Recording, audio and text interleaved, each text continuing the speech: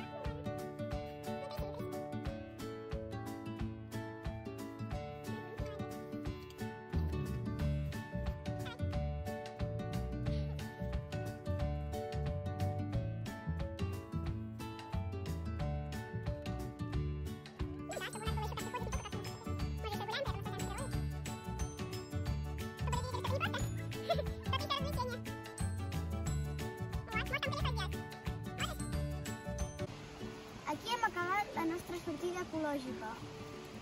A veure si ara us animeu més a deixar net el vostre entorn. Comenceu per vosaltres mateixos.